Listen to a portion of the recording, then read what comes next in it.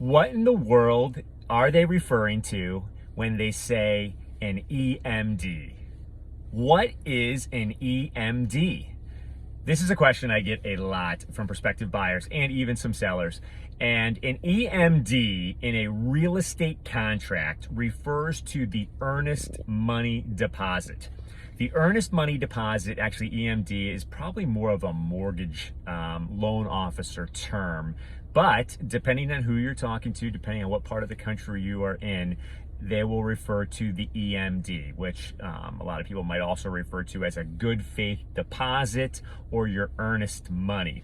And what that is referring to is the initial check and or monies that accompany your offer to purchase a property.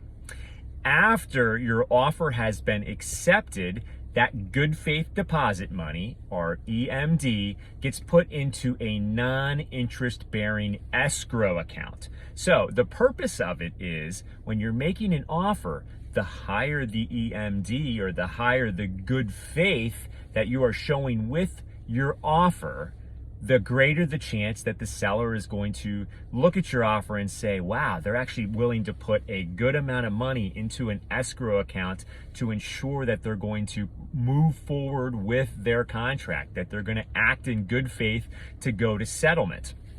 So people have asked, how much should your EMD, your good faith deposit, be?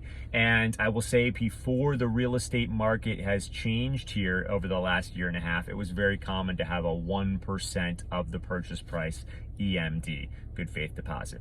But I've seen that number go up. I've seen that number increase.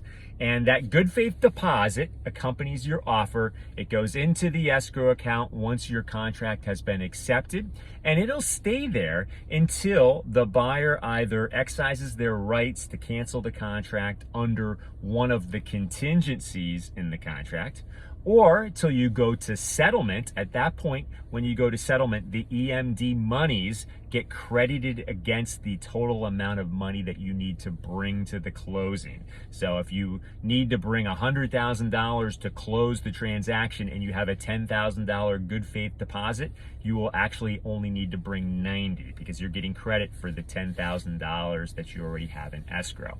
The third way that good faith deposit money could be dispersed would be through a court interpleader. So you have a contingency in the contract, a successful settlement, or a court interpleader, basically stating that it goes to one of the parties within the transaction.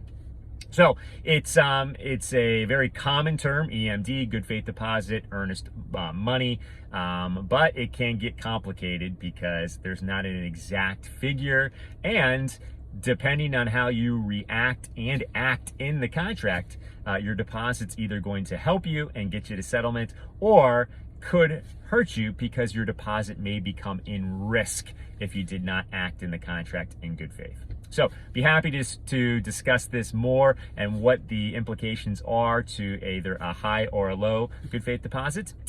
Just give us a call. We'll be happy to chat with you. There you go. That is what an EMD, what they're referring to when they're saying an EMD in a real estate contract.